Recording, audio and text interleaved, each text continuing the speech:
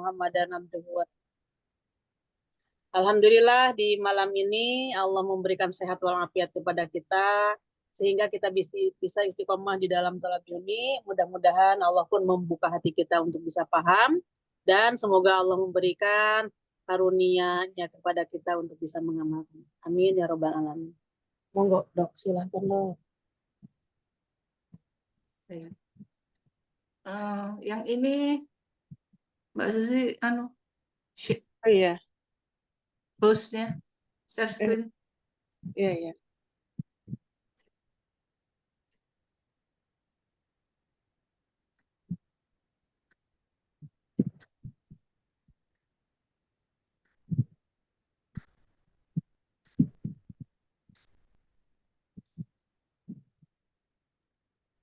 Oke. Hadis bikin yang 203. Baik. Dimulai dari Mbak Uria ya. Ya, bismillahirrahmanirrahim. 203 ya. Oke. Dari Abu Kubaib dengan damahnya Kak Mujama, yaitu Abdullah bin Zubair radhiyallahu anhumah, katanya, ketika Zubair berdiri menghadapi musuh di waktu hari Perang Jamal antara sesama kaum muslimin, yakni pasukan Ali radhiyallahu anhu dan Aisyah radhiyallahu anha yang saat itu mengendarai unta, maka disebut Perang Jabal. Zubair memanggil saya, lalu saya pun berdiri dekatnya. Ia berkata, "Hai anakku, sesungguhnya saja pada hari itu tidak ada seorang pun yang terbunuh, melainkan ia adalah seorang yang menganiaya atau seorang yang dianiaya." Tahan dulu, Bu Ria. Paham Ya. segitu dulu, soalnya ini panjang.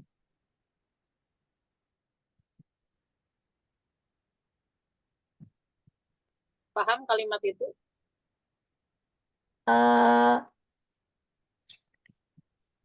Zubair ini menyampaikan bahwasanya ketika menghadapi musuh pada saat Perang Jabal, itu kaum muslimin, yaitu Ali dan juga Aisyah yang sedang mengendarai unta,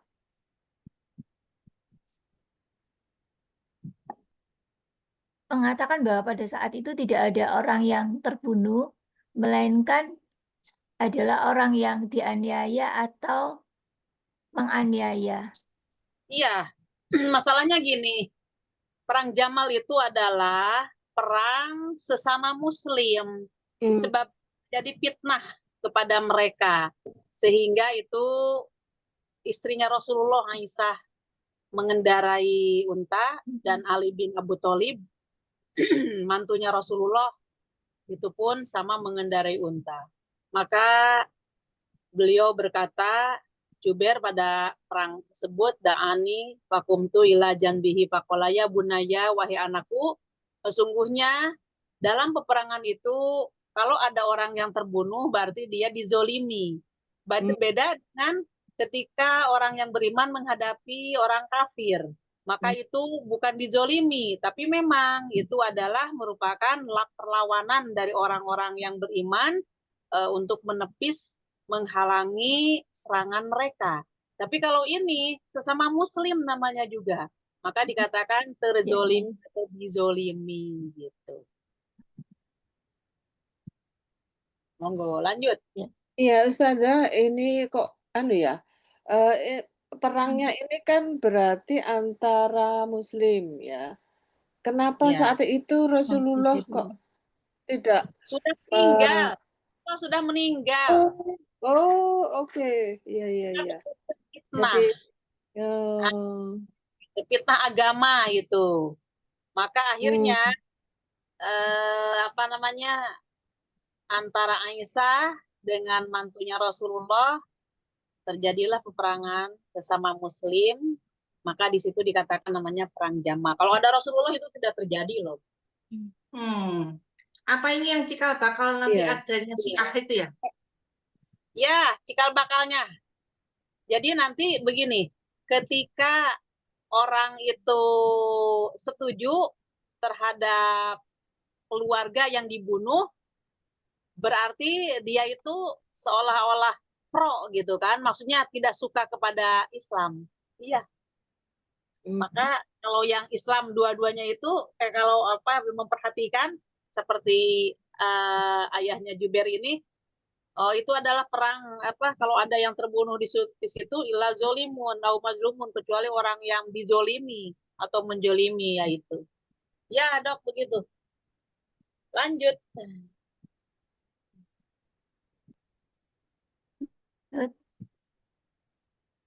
Sesungguhnya salah satu daripada kedukaanku yang terbesar meninggalkan sesuatu harta kita.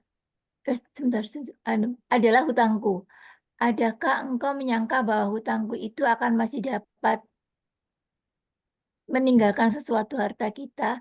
Maksudnya karena amat banyak sekali, maka apakah kiranya masih ada yang tertinggal jikalau semua itu digunakan untuk melunasinya?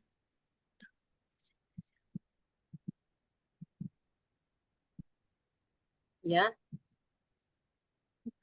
Ini kalau sampai terbunuh, ada kekhawatiran terkait dengan meninggalkan hutang. Apakah seperti itu? Iya. Masalahnya apa? Terus Iya. apakah harta yang ditinggalkan itu cukup untuk melunasi hutang tersebut? Ya. Jadi artinya pembelajaran bagi kita ini, Ya, jangan sampai. bahwa sahabat ini sangat takut sekali seandainya saya mati meninggalkan utang piutang. Karena walaupun dia dijamin untuk masuk surga, ketika ada sangkut paut masalah utang piutang dengan sesama Bani Adam, berarti itu tertahan masuk surganya. Sehingga diselesaikan dulu sebanyak apa utangnya. Karena nanti di akhirat itu sudah tidak ada rupiah, tidak ada dinar, tidak ada dirham. Maka apa yang bisa dikembalikan kepada orang yang diutangi tadi? Maka tiada lain hanyalah kebaikan. Nah, sedangkan kebaikan yang kita laksanakan, apakah betul diterima oleh Allah? Atau apakah itu kita memang ada sebanyak itu untuk dikembalikan kepada orang yang diutangi itu? Maka dari itu yang namanya utang piutang usahakan lebih baik diselesaikan dulu di dunia daripada kita mati membawa utang gitu. Ya, nah, sebagaimana ini Jubair pun demikian, akut sekali untuk tidak tidak terlunasi utang-utangnya. Monggo lanjut. Zubair melanjutkan ucapannya, "Hai anakku, jual sajalah harta kita itu dan lunasilah seluruh hutangku ini." Zubair mewasiatkan dengan sepertiga dan sepertiga dari sepertiga diperuntukkan anak-anak Abdullah, yakni bahwa apa yang diwasiatkan untuk anak-anaknya Abdullah bin Zubair ialah sepertiganya sepertiga atau 1/9. Ini pembagian warisannya. Bukan pembagian wasiat ini. Jadi dari hartanya itu sepertiga diambil untuk membayar utang. Sedangkan yang sepertiga dari sisa sepertiga, berarti kan tadi 1/9, maka itu adalah untuk anak Libani Abdillah, untuk anaknya Abdillah bin Jubair, berarti kan adalah untuk anak cucunya gitu kan. Terus Zubair berkata, jikalau ada kelebihan dari harta kita setelah digunakan melunasi hutangnya, maka yang sepertiga adalah untuk anak-anakmu ini. Ya, cucunya. Ya. Cucunya. Terus Hisam berkata, anak Abdullah itu ada yang menentang, tidak sesuai dalam sesuatu hal kepada anak-anaknya Jubair, yakni Kubaib dan Abad, sedang Jubair pada hari itu mempunyai 9 orang anak lelaki dan 9 orang anak perempuan. Abdullah bin Zubair mengatakan, maka mulailah Zubair mewasiatkan kepadaku perihal hutangnya, dan ia berkata, Hai anakku, jikalau engkau merasa lemah untuk melaksanakan sesuatu daripada melunasi hutang itu, artinya tidak ada lagi harta untuk mencukupinya, maka mintalah pertolongan kepada yang menguasai diriku. Oh ya, kepada Allah ya. Iya. Abdullah berkata, demi Allah, saya tidak mengerti sama sekali apa yang dimaksudkan olehnya. Dengan kata-kata yang menguasainya itu, maka saya berkata, hai ayahku, siapakah yang menguasai ayah ini? Ia berkata, yaitu Allah. Abdullah berkata, maka demi Allah, tidak satu waktu pun saya merasa jatuh dalam kedukaan karena memikirkan hutang ayah itu. Melainkan saya tentu berkata, wahai yang menguasai Zubair, tunaikanlah hutang Zubair ini, maka Tuhan menunaikannya. Abdullah berkata selanjutnya Zubair terbunuh dalam peperangan dan dia tidak meninggalkan sedinar atau sedirham pun, melainkan ada beberapa bidang tanah. Di antaranya ialah Gabah, sebidang tanah yang terkenal namanya di dekat Madinah, yakni sebelah utaranya Sebias, 11 buah rumah di Madinah, 2 buah rumah di Basrah, dan sebuah rumah di Kufah, juga sebuah rumah di Mesir. Yang ditinggalkan. Ya. Abdullah berkata, sebenarnya saja sebabnya Zubair mempunyai hutang itu ialah karena apabila ada seorang lelaki datang kepadanya dengan membawa harta, lalu harta itu dimasukkan olehnya akan dititipkan kepada Zubair. Tetapi Zubair lalu berkata, jangan dititipkan, tetapi bolehlah itu menjadi pinjaman saja. Karena sesungguhnya saya sendiri takut kalau harta itu hilang. Zubair tidak pernah menjabat sebagai penguasa negara sama sekali, tidak pula pernah mengusahakan pengulakan tanah ataupun memperoleh hasil pertanian, bahkan tidak pernah juga bekerja sesuatu apapun, melainkan ia pernah mengikuti peperangan beserta Rasulullah SAW atau bersama Abu Bakar, Umar atau Utsman radhiyallahu anhu. Dan Tahan gitu Bu, tahan dulu. Nah, sebenarnya Zubair itu bukan doyan ngutang, akan tetapi ada orang yang menitipkan menitipkan, hartanya ya kepada ya, Zubair. Tapi ya, Zubair dianggap utang. jangan dititipkan secara takutnya hilang gitu, Ya, titip itu. Maka dari itu seolah-olah dianggap utang. Jadi Zubair utang. seolah minjam Ya. gitu. Ya, begitu. Saking apa? Saking takutnya. Nanti kalau umpamanya itu saya titipan, maka titipan ini bagaimana cara mengembalikannya kepada orang yang menitip? Karena titipan itu kan sebuah amanah gitu. Saya takut sekali kalau umpamanya saya tidak bisa menunaikan amanah itu. Karena orang yang diamanahin, kemudian dia tidak melaksanakan amanahnya, kan itu akan diminta pertanggungjawaban di sisi Allah. Tapi demikian pula, utang pun ya sebagai amanah yang harus ditunaikan, dibayar. Maka di sini ya antara kalimat Juber, udah aku pinjam aja barangmu. Padahal Juber sebenarnya nggak butuh, nggak perlu. Tapi karena banyak orang yang menitip, maka beliau siap dan beliau tanggung jawab sekali. Ya. Lanjut. Abdullah berkata, kemudian saya menghitung hutang yang menjadi tanggungannya, lalu saya mendapatkan itu adalah sebanyak 2.200.000 dirham. Hakim bin Hisam lalu menegur Abdullah bin Zubair yang berkata, hai anak saudaraku, berapa jumlahnya hutang yang menjadi tanggungan saudaraku, yakni Zubair itu? Saya Abdullah menyembunyikan jumlah itu dan saya berkata 100.000. Hakim berkata, demi Allah, saya mengira bahwa hartamu tidak akan mencukupi untuk melunasi hutang sebanyak itu. Abdullah berkata, kalau begitu bagaimana pengiraanmu jikalau hutangnya yang sebenarnya itu ada 2.200.000? Ia berkata, saya kira Anda tidak akan kuat melunasi itu semua, tetapi jikalau Anda merasa lemah, kesukaran dan melunasi untuk suatu hutang Zubair, hendaklah meminta pertolongan padaku. Ini berarti minta tolongnya kepada hakimnya ya, Ustazah? Iya, iya. Kalau Untuk kesulitan.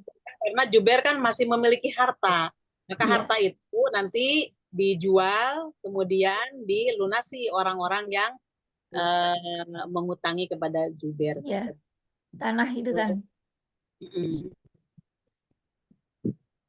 Abdullah berkata Zubair itu pernah membeli tanah gabah dengan harga 170.000. Tanah gabah itu lalu dijual oleh Abdullah dengan harga 1.600.000. Kemudian ia berkata kepada umum, barang siapa yang merasa memberikan hutang kepada Zubair, hendaklah suka kamu melunasi dengan perhitungan harga tanah gabah. Kemudian datanglah Abdullah bin Ja'far, dan ia pernah memberi hutang kepada Zubair sebanyak 400.000. Abdullah bin Ja'far berkata kepada Abdullah bin Zubair, jikalau Anda suka, hutang itu saya tinggalkan untuk Anda, yakni tidak usah dikembalikan. Abdullah bin Zubair berkata, tidak, yakni hutang itu akan dilunasi. Abdullah bin Ja'far berkata, sekiranya Anda suka pelunasan itu hendak Anda belakangkan juga boleh. Anda belakangkan, yakni tidak tergesa-gesa dikembalikan. Abdullah bin Zubair menjawab, jangan, yakni akan segera dilunasi.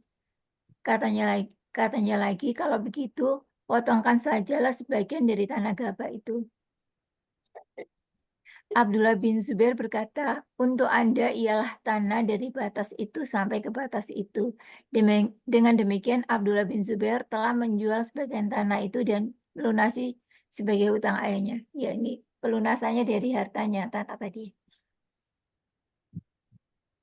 Ya, di sini menunjukkan bahwa putranya Zubair itu, Abdullah bin Zubair, tidak mau dibebaskan. Iya, Karena enggak mau itu dibebaskan.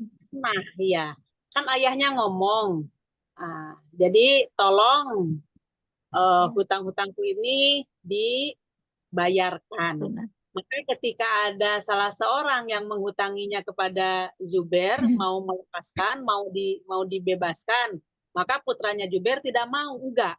Maka aku akan bayar saja. Ya kalau umpamanya mau Anda bayar nggak apa-apa, aku paling belakangan aja katanya. Enggak, malah aku mau dulu kan bayar kepada kamu. Nah, akhirnya ya tanah tadi. Ya, Sampai seperti itu, sahabat zaman dahulu di dalam memegang amanah. Kalau sekarang ada orang yang berhutang, kemudian dibebaskan. Oh, alhamdulillahnya juga mungkin beribu-ribu kali. Alhamdulillah. Apalagi hutang sebesar itu. Maka dari itu, di sini pembelajaran bagi kita betapa orang terdahulu di dalam memegang amanah itu sangat betul-betul sekali. Dia itu mengikuti ajaran Allah dan Rasulnya. Dan bahkan mau dibebaskan, padahal kan kalau mau dibebaskan itu kan halal gitu. Tapi karena amanah dari ayahnya harus dilunasi, maka dilunaskanlah. Ya, begitu Bu Ria dan Bunda. Lanjut. Ini yang tertinggal ialah 4,5 bagian. Ia datang kepada Muawiyah dan di sisinya terdapat Ammar bin Utsman, Munsir bin Zubair dan Ibnu Zam'ah. Muawiyah bertanya kepadanya, berapa diperkirakan harga tanah gabah itu?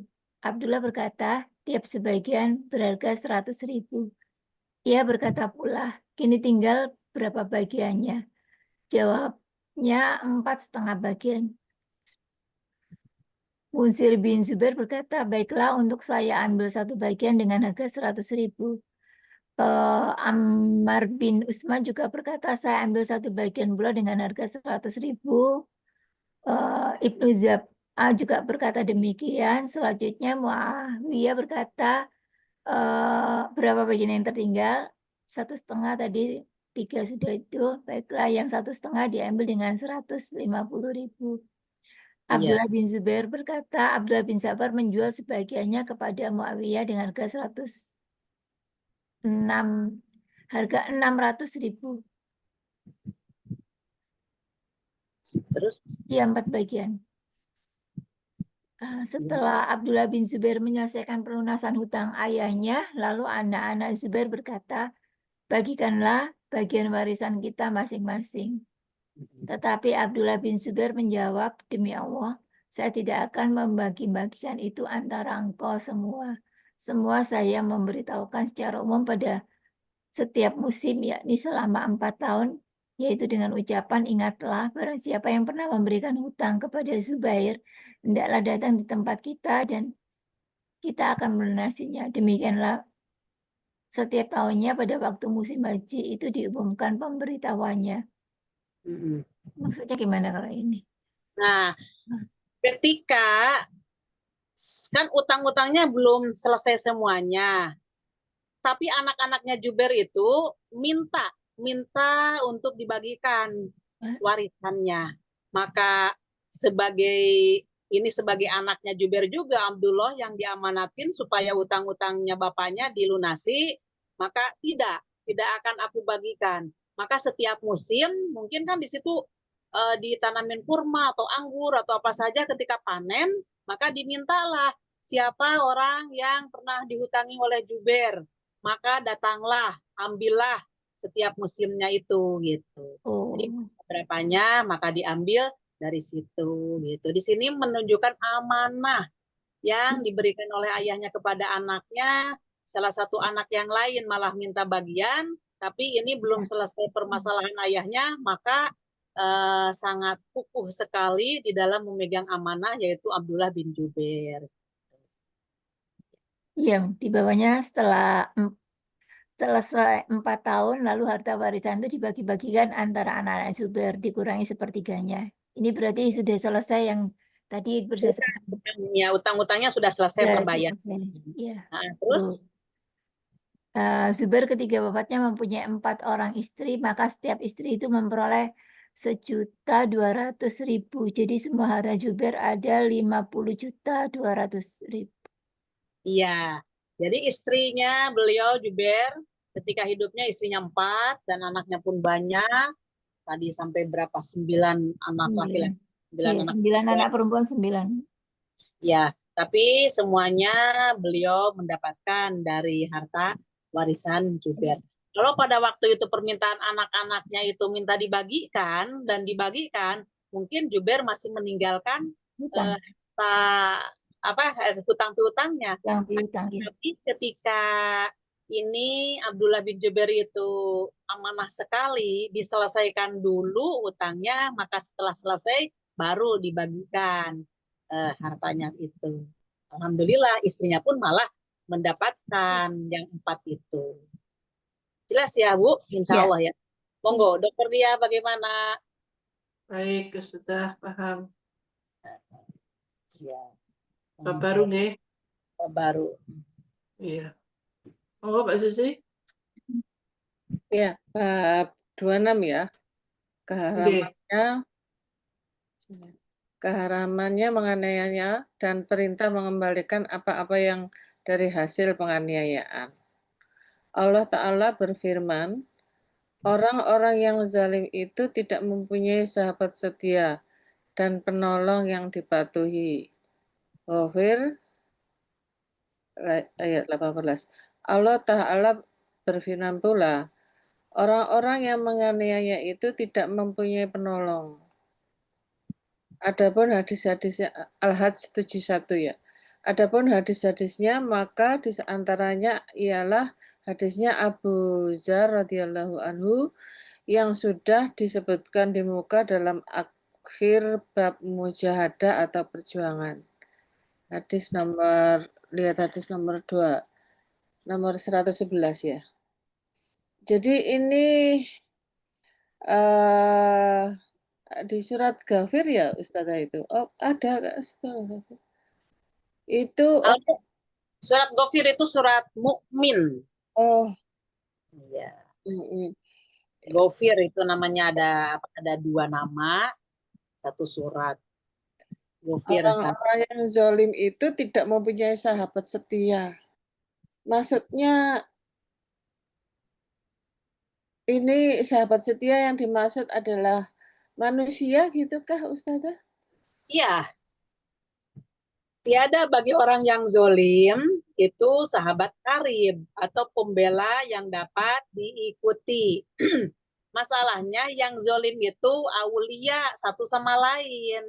Orang-orang yang zolim akan menjadi pembimbing, akan menjadi teman setia satu sama lain. Maka yang diikutinya sesat, maka yang mengikutinya pun sesat juga. Maka dari itu mereka tidak bisa membela kepada pengikutnya. Yang diikuti kepada yang mengikuti tidak bisa membela, sudah pasti karena mereka berada di dalam kezoliman. Yang dimaksud dengan kezoliman di sini adalah menganiaya dirinya sendiri. Kezoliman yang sangat besar adalah melaksanakan kesyirikan. Kesyirikan yang militan adalah orang-orang yang tidak memeluk Islam. Gitu. Itu adanya di dalam surat Luqman. Sesungguhnya kezoliman yang paling besar, sebesar-besarnya kezoliman adalah syirik. Maka tidaklah bagi orang-orang yang zolim itu suatu pembelaan dan mereka tidak mendapatkan sahabat yang akan bisa menolong. Artinya menolong dari apa? Menolong dari siksanya Allah. Kalau dia ditimpa siksa oleh Allah. Nah, ya iya, wong yang diikuti dan yang mengikutinya juga sama-sama sesat. Jadi satu sama lain tidak bisa menolong, bahkan satu sama lain sudah sesat menyesatkan. Dan yang di surat Syura, Allah berfirman, wa ma lizolimina mi wali wala nasir. Dan tidaklah bagi orang-orang yang zolim ada yang sebagai pelindung dan juga tidak ada sebagai penolong. Jadi penolong dari siksa Allah, perlindung dari siksa Allah. Kalau Allah sudah menimpakan siksa kepada dia, maka tidak ada yang bisa memberikan syafaat. Tapi kalau bagi orang-orang yang beriman, nah kalau orang-orang yang beriman itu, salah satu, ya ini singkat ceritanya, yang lain udah di sorga, yang lain masih di neraka. Maka di hadis yang panjang dikatakan, dia itu mencari-cari sahabatnya. Maka ternyata dia itu ada di neraka. Maka diizinkan oleh Allah untuk membebaskannya dari api neraka. Yang penting, walaupun dia di dalam neraka, jangan sampai melaksanakan kesyirikan. Karena kalau syirik tidak ada pengentasan di dalam nerakanya. Boleh jadi sama muslimnya, tapi yang satu muslim yang konsekuensi dengan ajarannya, yang satu mungkin tidak. Nah, boleh jadi seperti itu. Karena itu di dalam hadis Muslim di ayat di bab tentang melihat Allah, di situ kan dijelaskan orang yang menyembah berhala silakan ikut berhala, orang yang menyembah bulan, orang yang menyembah selain Allah pokoknya ikuti. Maka tinggallah orang-orang yang beriman plus dalamnya ada orang yang munafik. Maka setelah itu singkat cerita juga Allah membentangkan titian, yaitu kalau kita istilahkan jalan Shiratal Mustaqim untuk menuju ke sorga. Nah maka ketika itu para rasul berada di titian tersebut sambil berdoa, ya Allah selamatkanlah umatku, ya Allah, semuanya berdoa untuk umatnya. Nah ketika orang-orang yang beriman melewati lintasan tersebut, maka dia itu diselamatkan disebabkan amalan yang mereka kerjakan selama di dunia. Akan tetapi orang-orang yang munafik boleh jadi dia itu dibersihkan dulu sampai dia itu bersih dari dosa-dosanya. Maka setelah itu diangkatlah. Karena dia tidak melaksanakan kesyirikan. Itu di hadis yang panjang, singkatnya seperti itu. Monggo, ada yang mau ditanyakan? Jadi ini semacam kutukan gitukah Ustazah, atau memang apa istilahnya sunatullahnya seperti itu, jadi kalau orang zalim karena hatinya yang seperti itu menimbulkan sifat yang tidak bisa punya sahabat setia, begitukah Ustazah? Bukan kutukan dan bukan pula sunatullah. Kalau itu adalah pilihan hamba tersebut. Kenapa dia tidak mau melaksanakan peraturan Allah yang lurus, malah dia itu berpaling dari agama Allah yang lurus. Berarti dia itu pilihan. Nah, pilihan itu kalau dia itu sudah terjadi kepada dirinya, itulah yang dikatakan takdir.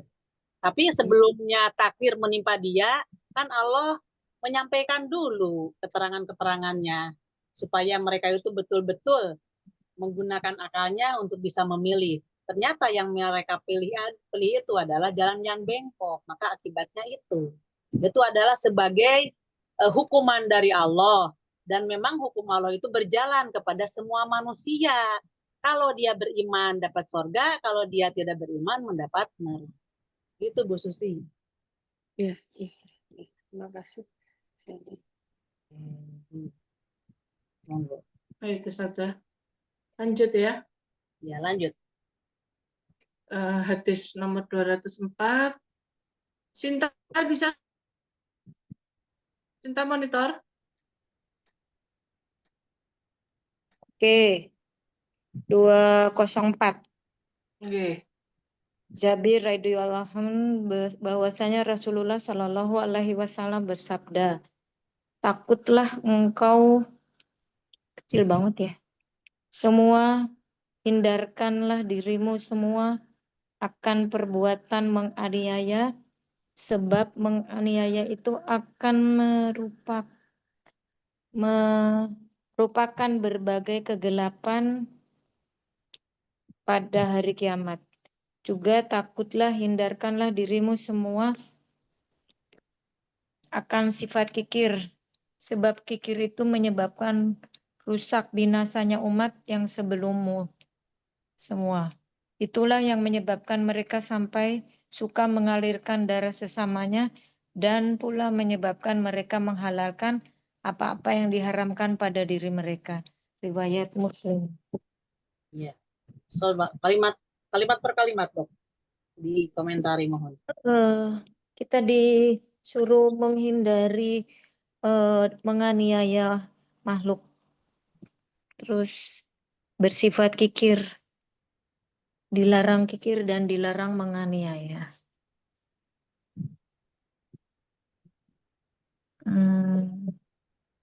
Iya, itu aja ya. Kita nggak boleh itu aja, Ustazah. Iya. Dari Jabir radhiyallahu anhu, anna Rasulullah, sesungguhnya Rasulullah SAW, beliau bersabda, ittaqu zulma, hendaklah kalian berhati-hati atau waspadalah terhadap kezoliman. Fa inna zulma, sesungguhnya kezoliman itu julumatun, merupakan kegelapan yaumal qiyamati pada hari kiamat. Yang dimaksud dengan kezoliman di sini saya sudah jelaskan berdasarkan surat Luqman, kezoliman yang paling besar adalah syirik. Maka janganlah kamu atau janganlah manusia melaksanakan kesyirikan. Karena kesyirikan itu merupakan kegelapan pada hari kiamat. Monggo Dok dibuka tafsirnya Dok, mohon Dok. Ya, surat Al-Hadid. Ya. Baik. Surat Al-Hadid.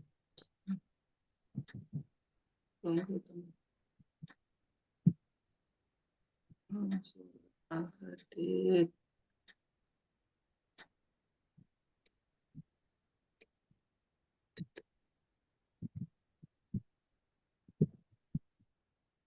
Share. Stop.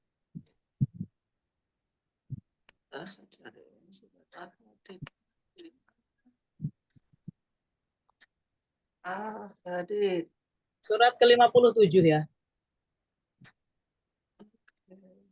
Ayatnya 12 sampai 15. Al-Hadid. Pilih surat dan nomor ayat. Ayat nomor?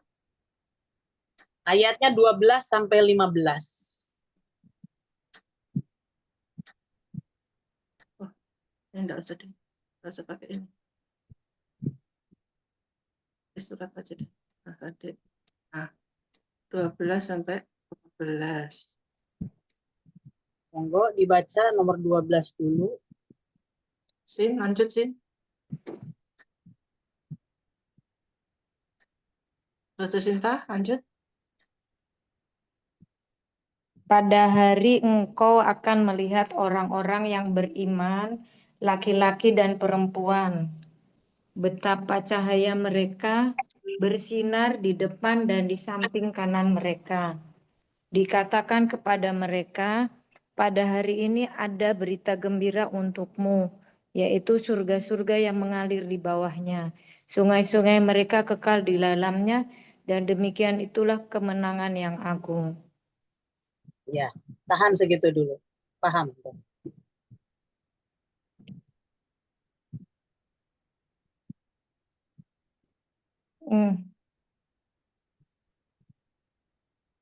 Untuk ya menjelaskan yang tadi, ittaqu zulma fa inna zulma zulumatun yaumal qiyamah. Hendaklah kalian berwaspada terhadap kezoliman atau jauhilah kezoliman, maka sungguhnya kezoliman itu merupakan kegelapan pada hari kiamat. Dijelaskan di sini di dalam surat Al-Hadid surat ke-57 ayat 12. Yauma taral mu'minina, ketika orang-orang yang beriman laki-laki ataupun perempuan, mereka itu melihat cahaya mereka di antara hadapannya dan kanan dan kirinya juga. Dan busrokum al yauma, mereka mendapatkan kabar gembira atau berbahagialah kalian pada hari ini karena kalian akan mendapatkan sorga. Yang sorga itu gambarannya di bawahnya itu sungai-sungai. Nah, orang-orang yang beriman, laki-laki dan perempuan, dia memiliki cahaya ketika dia melintasi jalan Shiratal Mustaqim tadi, yang jembatan tersebut dibentangkan dari alam mahsyar, kan itu dikumpulkan di alam mahsyar, maka dibentangkan untuk menuju ke sorga. Di bawahnya jalan tersebut adalah neraka jahanam.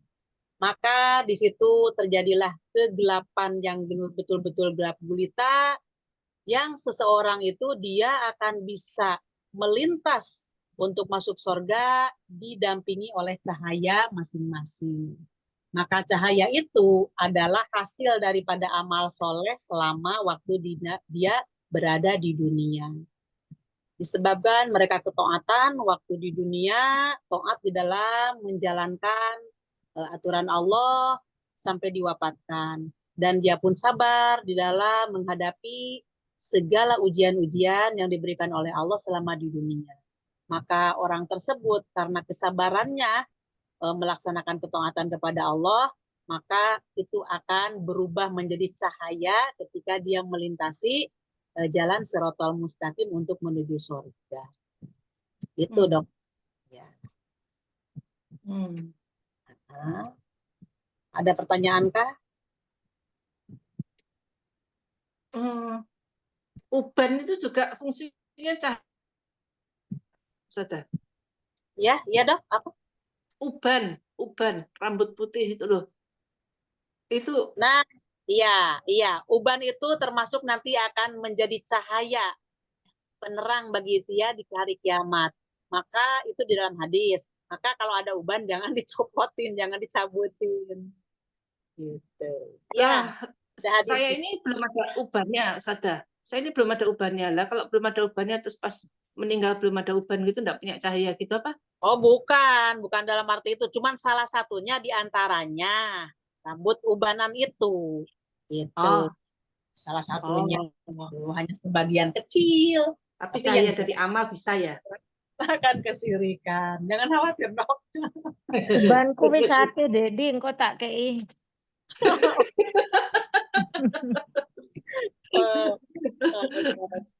Ustazah, uban itu tidak hanya cahaya di akhirat nanti. Sekarang aja kalau uban kita penuh, terus di apa itu lampu mati itu kelihatan jadi cahaya, Ustazah. Dan makna hakiki uban di dunia ini adalah sebagai pertanda. Sebagai pertanda bahwa itu adalah tanda-tanda yang Allah berikan kepada muslim-muslimat, yang apabila dia sudah mendapatkan uban, berarti sebentar lagi dia akan habis masanya tinggal di dunia. Artinya dia akan menuju ke hadapan Allah. Di antaranya itu berada di dalam surat Al-Isra. Ya. Bagaimana dok? Udah jelas ya tadi keterangan ya? Nomor 12. Ya. Lanjut ke nomor 13-nya. Baik. Coba dokter siapa? Indra ada Indra? Oh, Indra hilang. Indri. Ya, Indri? Ya, coba ya, lanjut ya, nomor 13 sayang. ya. Assalamualaikum warahmatullahi wabarakatuh. Waalaikumsalam. Oh, barakatuh. Monggo. Oke. Pada hari orang-orang munafik laki-laki dan perempuan berkata kepada orang-orang yang beriman, tunggulah kami ingin mengambil cahayamu. Kepada mereka dikatakan, kembalilah kamu ke belakang dan carilah sendiri cahaya untuk. Lalu di antara mereka dipasang dinding pemisah yang berpintu. Di sebelah dalam ada rahmat dan di luarnya hanya ada azab. Iya. Jadi Paham. ada kayak dindingnya ya, nggak bisa ya, bisa ditolong. Iya.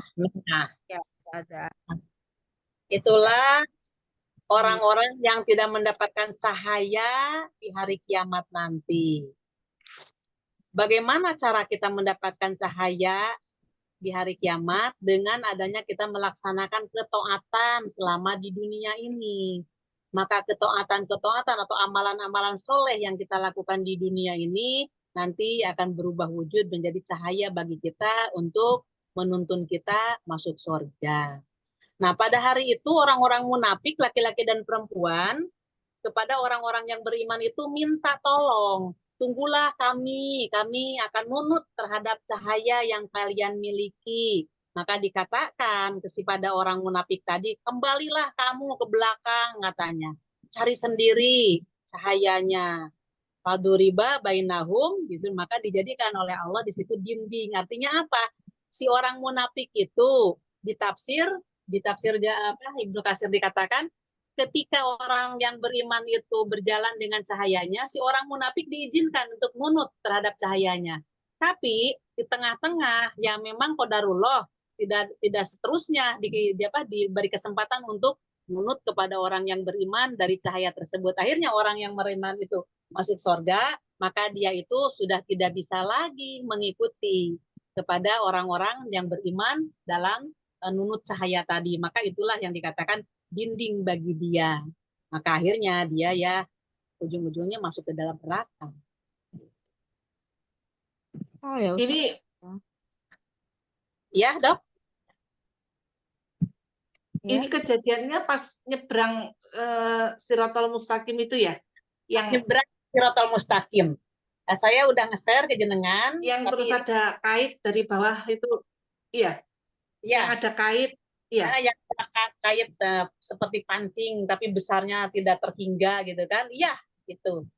Nah, kemudian kan dilanjutkan dulu ini al-hadidnya. Baik. 14. Nomor Lanjut. nomor 14 ya. Ya. Orang-orang munafik memanggil orang-orang mukmin, bukankah kami dahulu bersama kamu? Mereka menjawab benar, tetapi kamu mencelakakan dirimu sendiri dan hanya menunggu meragukan janji Allah dan ditipu oleh angan-angan kosong sampai datang ketetapan Allah. Dan penipu atau setan datang memperdaya kamu tentang Allah. Ini maksudnya mesti dulu berteman, kenal, nggak bisa nolong ya Ustazah. Iya. Jadi waktu di dunia sekampung, se-RT, sehalaman. Bahkan dia walaupun tidak sekampung, se-RT, sehalaman pun jauh tapi menjadi teman baiknya. Maka kadang-kadang ada pertemuan, ada reuni dan lain sebagainya. Maka yang satu beriman kepada Allah, yang satu tidak beriman. Atau sama-sama berimannya, tapi yang satu dia munafik, yang satu dia itu sangat amanah. Nah, maka ketika waktu di akhirat nanti dia bertanya, "Loh dulu kok kamu teman aku, kenapa kalian ke surga atau ke neraka?" Maka dijawab, mereka berkata, "Bala tentu, ya waktu di dunia itu tentu dan kami sama-sama dengan kalian. Walakin aku makan tetapi kalian fatantum angkusakum, kalian itu mencelakakan dirimu sendiri." Kenapa kalimat mencelakakannya? Karena kamu tidak mau beriman, tidak mau beribadah kepada Allah, tidak mau melaksanakan ketaatan kepada Allah. Fatarobastum wartabtum waghoratkumul amaniyu. Akhirnya kamu ini ditimpa sesuatu yang melalaikan dari ibadah tersebut, sehingga kamu tidak bisa melaksanakan. Disebabkan apa? Disebabkan telah mengganggu kepada kamu, yaitu angan-angan yang boleh jadi mungkin angan-angannya itu lah orang yang tidak sholat juga tuh kaya-kaya, maka kami pun tidak sholat. Karena disebabkan apa? Wagorot kum billahi, dan melalaikan kepada kalian untuk beribadah kepada Allah dengan penipuan yang dia rasakan sekarang, yang waktu di dunia. Jadi artinya apa? Kehidupan dunia ini menjadi pelalai untuk ketaatan kepada Allah. Sehingga dia mencari dunia dengan mengorbankan ibadah kepada Allah. Dia kerja, dia melaksanakan berbagai aktivitas, dia tidak ingat sholat. Apalagi waktu jadwal untuk mengaji, mentadaburi Al-Quran dan Sunnah, sama sekali tidak punya. Boleh jadi seperti itu di antaranya. Ya, begitu, Dok. Ada yang belum jelas? Ya, jelas Ustazah. Ya, satu lagi, nomor 15. Nomor 15. Maka pada hari ini tidak akan diterima tebusan dari kamu maupun dari orang-orang kafir.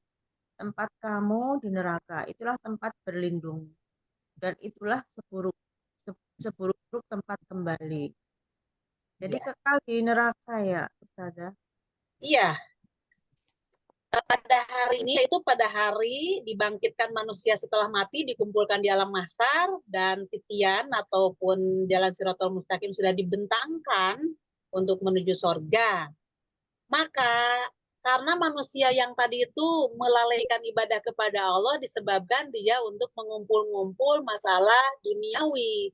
Ternyata ketika dia sudah mencapai keinginannya, rumah mewah, bertingkat, gedung luas, dan berbagai lah kendaraannya mewah dan lain-lain sebagainya, maka ketika itu dia dimatikan oleh Allah.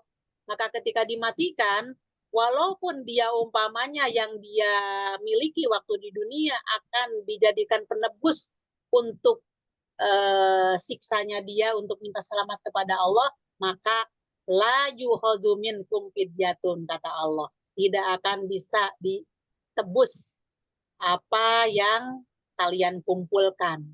Dan wala minal lazina kafaru, baik dari orang-orang yang kafir, bahkan bagi orang yang kafir, nerakalah tempatnya. Dan alangkah buruknya tempat yang dia miliki.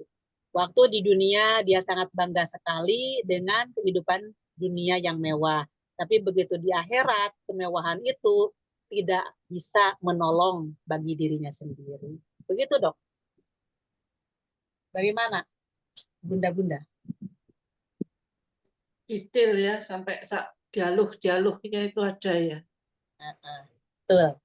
Betul, Dok. Masuk sih, aku ini lah dulu pernah sama kamu bareng. Iya. Ya Allah. Sekarang ini Iya, ketika iya, iya.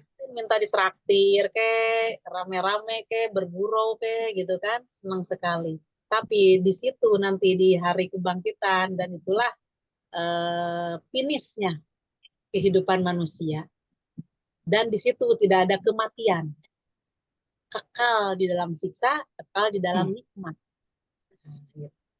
Monggo, share tadi saya nge-share WA. Mohon dibantu. Ustazah mau tanya sedikit bisa? Ya monggo. Bun, monggo, Dok.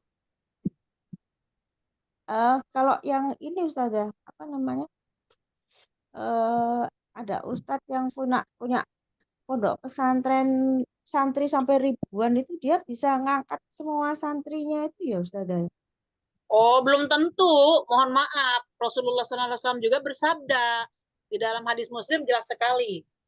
wahai Bani Abdi Manaf, wahai Bani, pokoknya semua Bani-Bani atau anak cucu keturunan dipanggil. Sampai Fatimah pun dipanggil. Wahai Fatimah, selamatkanlah dirimu dari api neraka. Wahai Bani Abdi Manaf, selamatkanlah dirimu dari neraka. Pertama konotasinya kepada saudara-saudara Rasulullah dan putrinya pada waktu itu. Pembelajarannya itu hadis bagi kita. Wahai umatku yang tidak hidup bersamaku, maka berhati-hatilah terhadap api neraka. Karena ketika aku sudah berada di hadapan Allah, sedikit pun aku tidak bisa menyelamatkan kalian.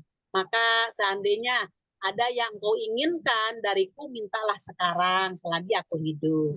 Jadi tidak bisa menjamin kalau di dalam masalah itu. Rasulullah sendiri pun demikian. Gitu. Disebabkan amal masing-masing nantinya. Nggak bisa. Oh, Ya.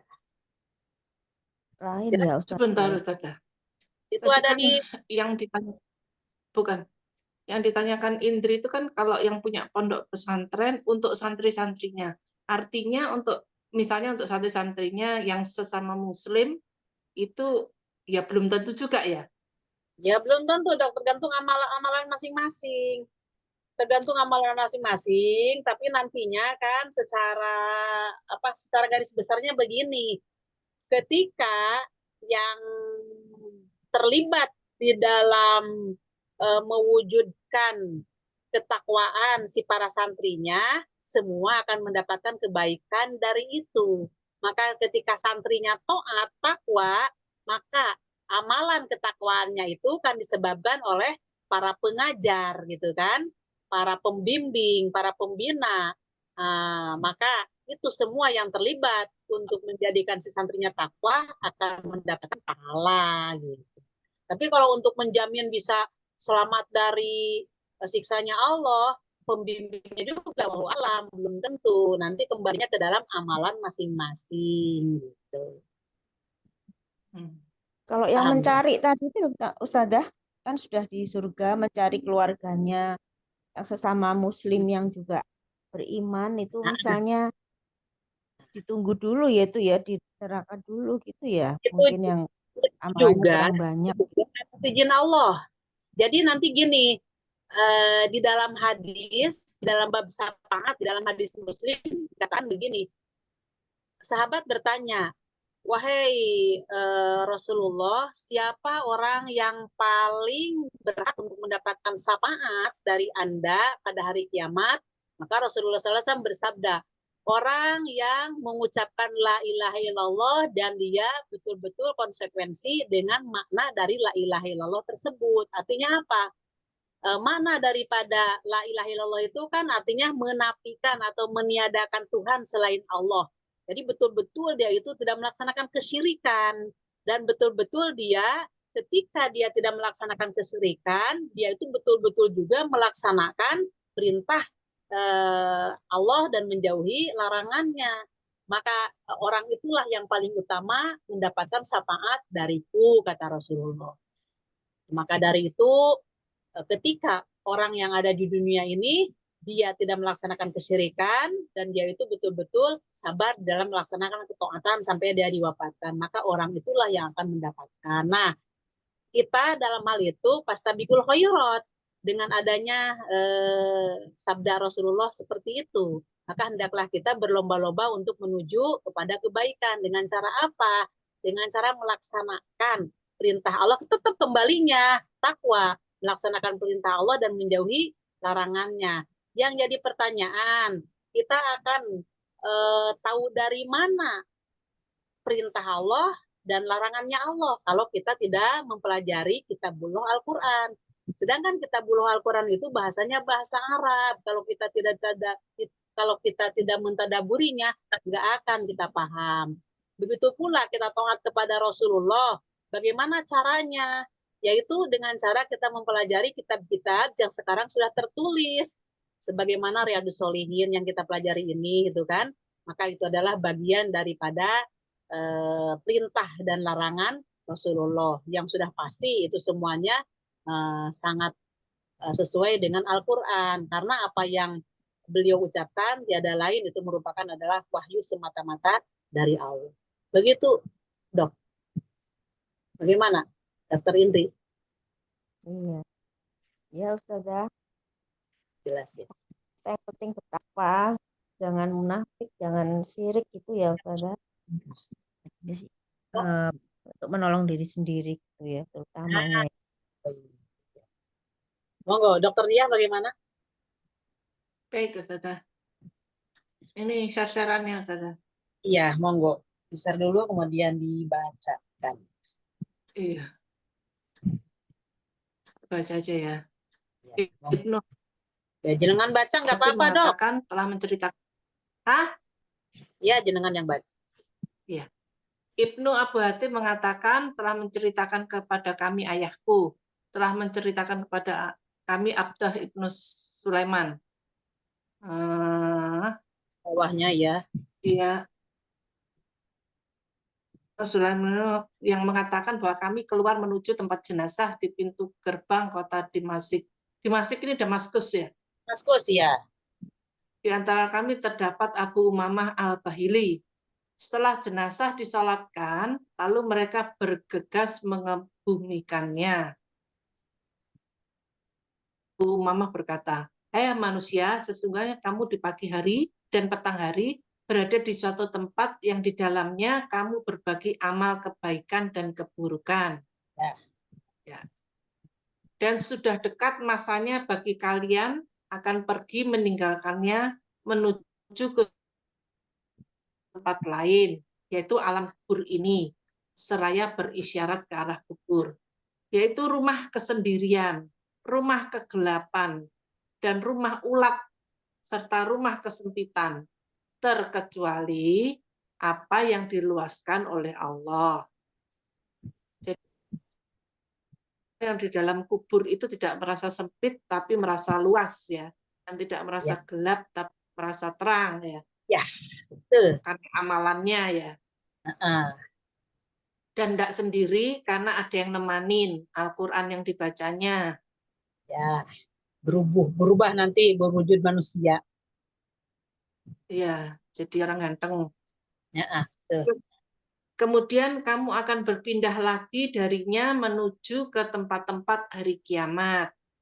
Oh ya, ini dibangkitkan lagi itu ya, terus di padang mahsyar itu ya. Nah, jadi hari kebangkitan, kemudian alam mahsyar, yaumul mizan, timbangan, yaumul hisab, dihisab, kemudian yaumul jajah, hari pembalasan, kemudian yaumul akhir, surga dan neraka. Dan sesungguhnya dan masing-masing masa itu ya 100 tahun itu ya. 1 hari di sana sama dengan 1000 tahun dunia. Ketika kita di alam mahsyar, berapa hari di alam mahsyar? Jadi berapa ribu tahun di dunia, wallahu a'lam. Jadi penantian itu masya Allah, wallahu a'lam. Dan sesungguhnya kalian Dan sesungguhnya kalian pada sebagian tempat-tempat itu, semua manusia diselimuti oleh suatu urusan dari Allah. Maka ada manusia yang berwajah putih bersinar. Dan ada pula manusia yang berwajah hitam pekat. Oh, iya iya. Terus ada yang jalan yang ngesot. Gitu ya, macam-macam itu ya, kata ya. Kemudian kamu berpindah lagi darinya menuju ke tempat lain. Dan semua manusia diselimuti oleh kegelapan yang sangat pekat. Kemudian cahaya dibagikan. Maka orang mukmin mendapat cahayanya, sedangkan orang kafir dan orang munafik tidak diberi sama sekali cahaya itu. Iya, kan Nur tadi. Jelas. Jadi semua perumpamaan ini telah digambarkan. Ya, semua manusia gimana, Ustazah? Semua manusia itu nanti mendapatkan kegelapan. Ya, gelapnya lebih pekat sebagaimana, mohon maaf ya kalau untuk mendekatkan pemahaman, tapi ini lebih itu lagi, cuman saya menyampaikan aja. Ketika kita berada di kamar itu kan sama sekali kita tidak mendapatkan lampu, artinya mati lampu. Dan betul-betul tidak ada ventilasi sedikit pun dari cahaya. Maka bagaimana rasanya mata kita, bagaimana rasanya badan kita, dan apa yang kita lihat sama sekali tidak ada nur di situ, tidak ada cahaya. Nah, itu untuk pendekatan. Tapi di sana itu lebih pekat daripada kita ketika di kamar mati lampu tanpa ada sedikit pun ventilasi cahaya. Gitu. Itu gambarannya ini di akhirat seperti ini. Maka diberikan oleh Allah cahaya kepada orang yang beriman. Sedangkan orang yang munafik dan kafir, dia tidak bisa melihat. Maka di dalam surat Toha dikatakan kan, maka orang-orang yang kafir itu akhirnya seolah-olah dibutakan gitu matanya. Artinya dia tidak bisa melihat sedikit pun. Nah, kenapa mereka dibutakan? Karena mereka waktu di dunia melupakan ayat-ayat Allah. Jadi dia itu menganggap Al-Quran ini, ya sudah, bagaimanalah anggapan mereka ketika di dunia mencuekin Al-Quran, maka wajarlah waktu di akhirat nanti Allah melupakan juga kepada dia. Itu dong. Lanjut. Dapat kegelapan ini saat mau ngelewatin kegelapan yang didapat ini dan dibagikan cahaya itu saat mau lewatin itu ya? Iya. Tadi Siratal Mustaqim itu ya? Betul. Oh, oke. Perumpamaan ini telah digambarkan oleh Allah Subhanahu wa Ta'ala melalui atau seperti gelap gulita di lautan yang dalam yang diliputi oleh ombak, yang di atasnya ombak pula, di atasnya lagi awan, gelap gulita yang tindih bertindih. Apabila dia mengeluarkan tangannya, jadilah dia dapat melihatnya.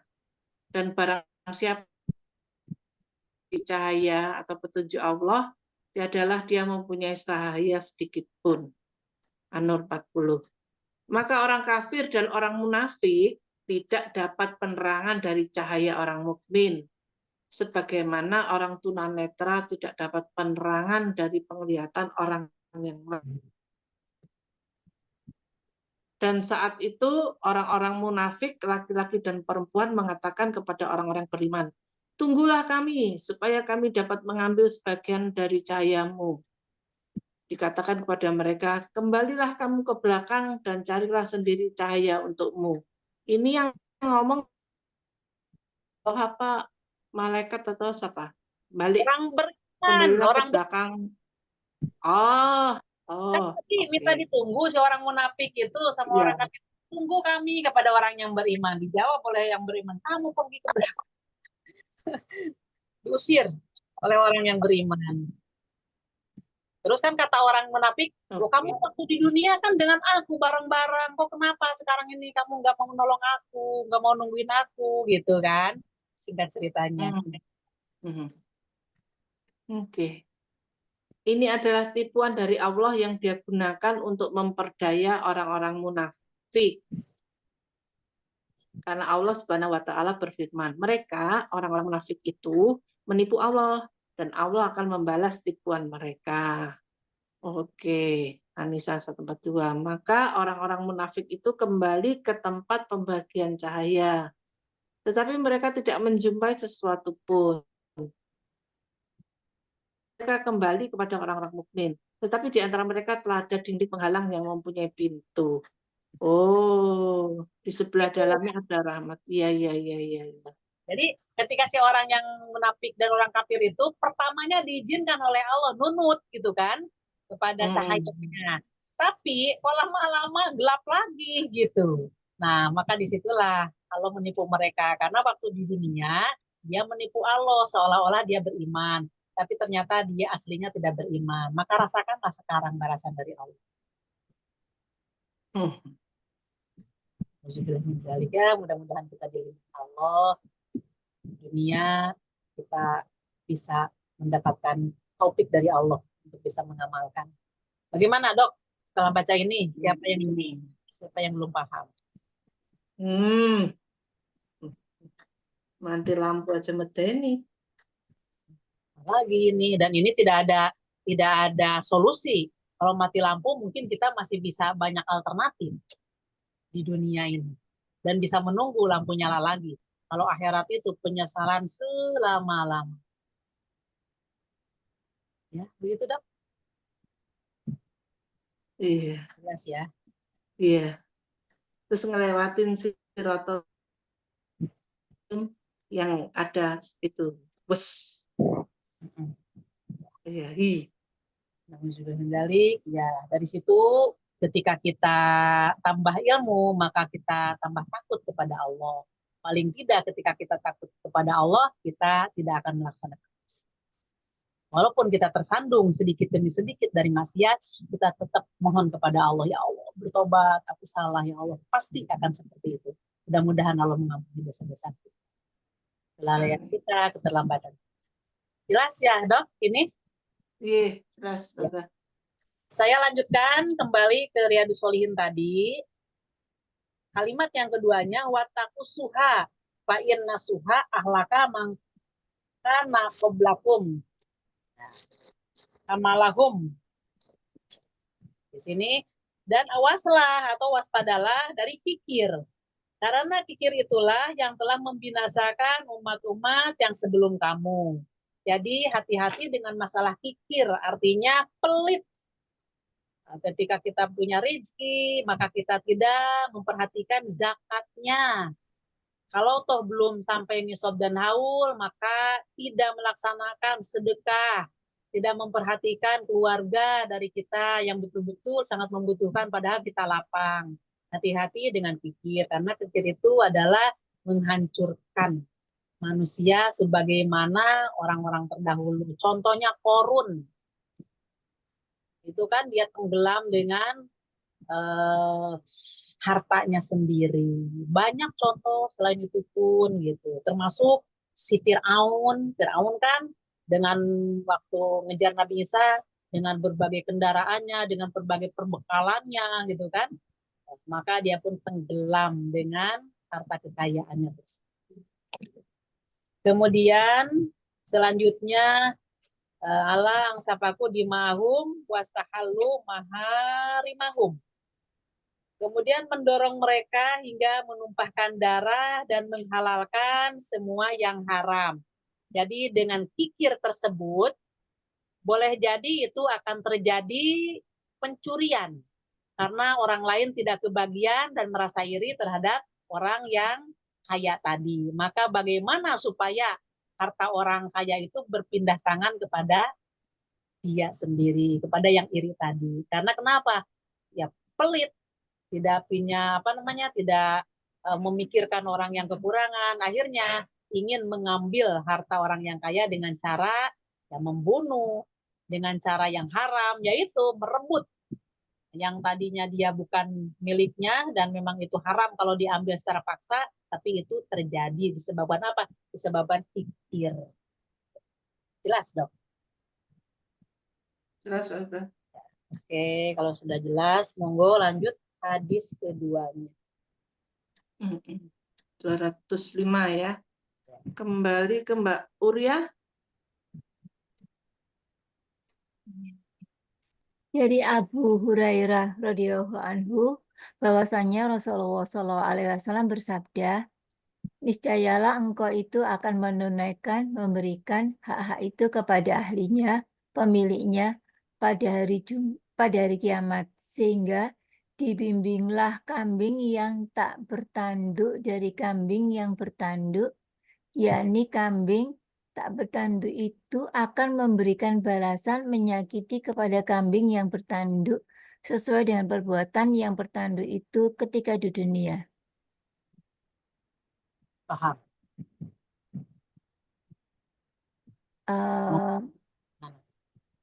Membalas ya Ustazah pada saat hari kiamat itu Ya.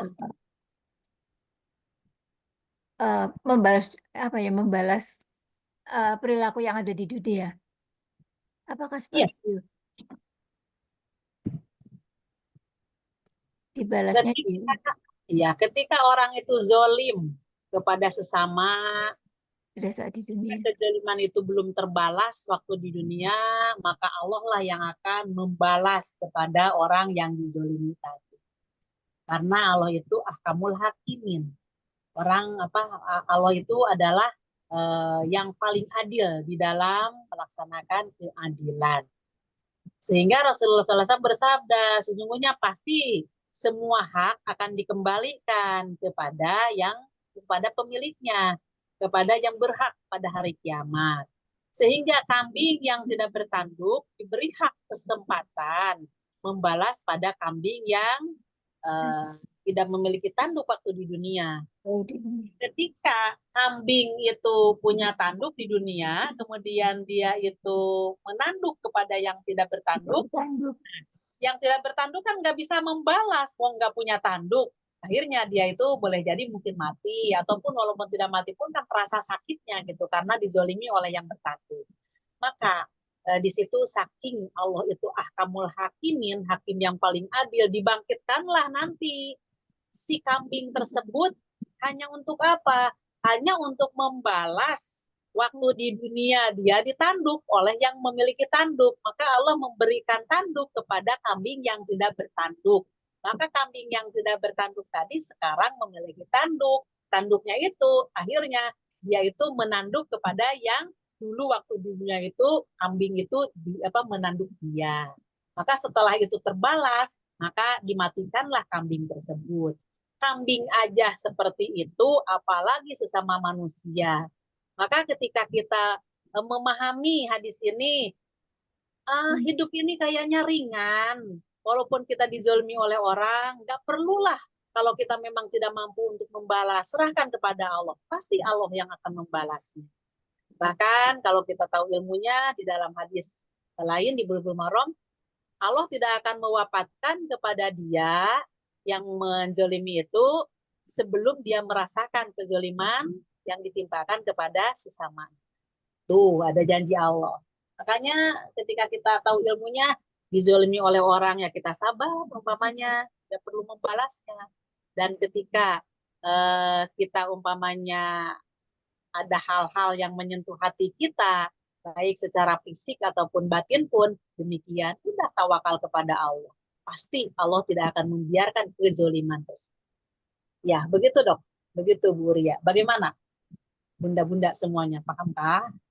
Jadi Ustazah mau tanya, jadi meskipun di dunia itu sudah dimaafkan, sudah memaafkan juga, sudah ridho dengan kesalahan yang diperbuat oleh orang, tapi tetap nantinya tetap ada perhitungannya ya Ustazah berarti. Oh ya, kalau sudah saling memaafkan, Allah itu maha bijaksana dan maha pemaaf, dan Allah yang memerintahkan itu. Tidak akan terjadi.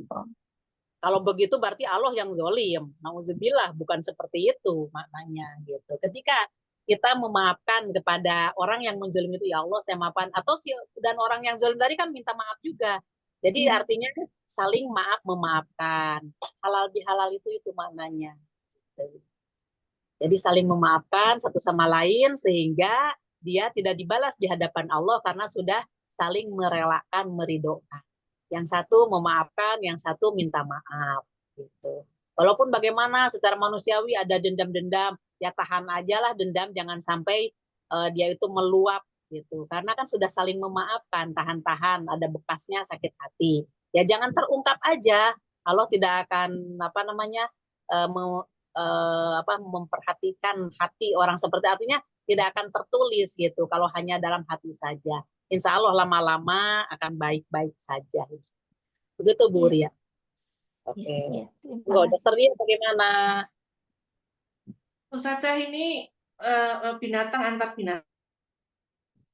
Kalau manusia menganiaya binatang, apa binatangnya nanti disuruh balas? Ya iya, ada dosa, ada dosa. Binatang ke binatang aja seperti itu, ya boleh jadi kalau si manusia ke binatang dia melakukan apa pasti umpamanya mohon maaf terkurung ya, burung terkurung gitu kan, ya pasti akan akan ada pertanggungjawaban dia di hadapan Allah. Akan tetapi ketika si orang itu sadar, ya Allah, astagfirullahaladzim, saya tidak sengaja gitu kan, meninggalkan itu burung sampai dia meninggal, ya Allah, mohon maaf, saya tidak sengaja. Allah kan tahu antara sengaja dan tidak sengajanya. Kalau si perempuan itu kan yang mengurungi kucing itu sengaja, kucing itu ditutupin, dikurungin, dia tidak bisa makan sampai mati. Ada unsur kesengajaan, maka dia masuk neraka. Tapi bagi orang yang tidak sengaja, orang Islam tidak sengaja, ya Allah, sambil dia itu bertobat kepada Allah dan memperbaiki diri, tidak mengulangi lagi, kemudian dia banyak bersedekah dan beramal soleh. Insya Allah, karena di dalam Quran kan jelas, innal hasanati yuzhibna sayiat. Sesungguhnya segala kebaikan akan menghapuskan kesalahan. Itu dok. Sudah binatang-binatang fasik itu kan ada yang boleh dibunuh. Ya. Di antaranya ular gitu ya. Tapi kalau yang enggak ada tulisannya kayak nyamuk, kecoa, kayak gitu tuh ya apa? Terus semut yang enggak sengaja kita ya dosa dok, dosa, di apapun juga menganiaya itu dosa. Tapi kan ketika kita sadar dosa dan mohon ampun kepada Allah, insya Allah akan memaafkan dok. Oh, jadi kalau nyeplok nyamuk itu ya kita mohon ampun juga ya? Iya, dengan istighfar, astagfirullahaladzim, saya ini digigit, tapi ya Allah, bagaimana ini? Ya gitu. Kalau ngambil madunya dari lebah, kalau yang sampai diasepin gitu, ada caranya ya. Ada caranya lebah yang tidak diganggu, sama yang kalau ngambil madu sambil diruntuhkan itunya, itu yang tidak boleh ya. Itu zolim. Terus bagaimana? Ya itu dengan cara yang bagaimana yang baik lah gitu kan. Dengan dia kan kadang-kadang pakai baju astronot gitu kan, kemudian ini mukanya ya kayak waktu COVID seperti itu, boleh jadi kan bisa jadi tidak disengat oleh lebah tersebut. Mungkin seperti itu di antara. Kalau proses potong kurban kemarin yang sapinya sampai ngamuk apa kayak gitu itu apa namanya? Kesalahan cara menganiaya, termasuk menganiaya apa enggak ya? Kok sampai ngamuk gitu? Ya, sampai ngamuk itu karena mungkin dia itu si binatangnya itu kan kaget gitu kan, dan seolah-olah ada paksaan dari manusia, atau dia itu kan melihat darah atau melihat kejadian temannya, boleh jadi seperti itu instingnya gitu kan. Nah, ketika itu dipaksa oleh manusia dan dia sampai roboh, insya Allah karena itu adalah merupakan sarana untuk melaksanakan berhasilnya kita berkurban gitu, maka tetap dirobohkan karena kita ini kan mungkin sambil berdoa juga ada kalanya kan dimudahkan si kambing itu. Kalau Rasulullah itu kan kambingnya itu sendiri, maksudnya kan apa namanya di atas ya, doa Rasulullah kan tergeletak gitu kan, itu Rasulullah pasrah. Tapi sapi kambing sekarang ini kan seolah-olah tidak pasrah, mungkin kan itu ya doa kita juga. Tapi insya Allah karena kita ini bukan dalam arti untuk menganiaya secara zolim, tapi kita ini menganiayanya di situ atas perintah Allah untuk berkurban. Tapi kalau tidak dirobohkan seperti itu, ya itu tidak akan berhasil.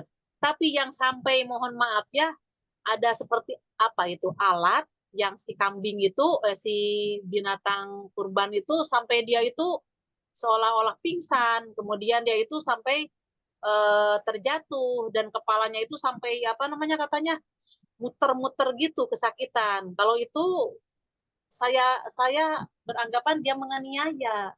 Cara seperti itu kan menyakiti binatang, itu nggak boleh seperti itu.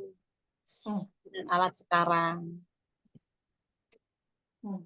Sampai kepalanya itu ditarik sampai apa ininya tulang-tulangnya ada yang kar, berarti itu sakit sekali dia. Kayaknya dia itu pingsan roboh seperti itu. Nauzubillah min dzalik. Nggak boleh seperti itu.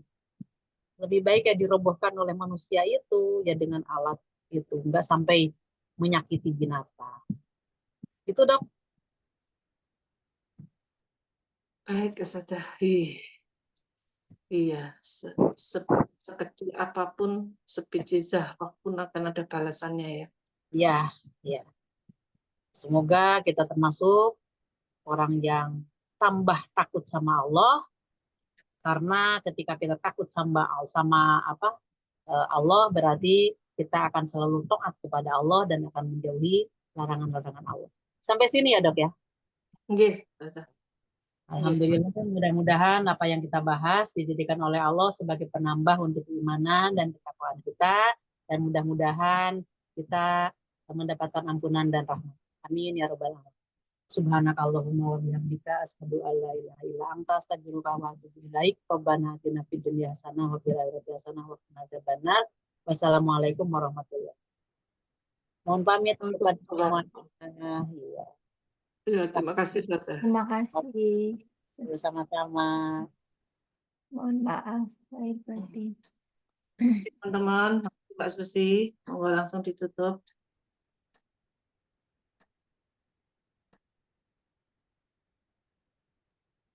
Saya tutup nggih untuk Eram nih. Assalamualaikum warahmatullahi wabarakatuh. Waalaikumsalam warahmatullahi wabarakatuh.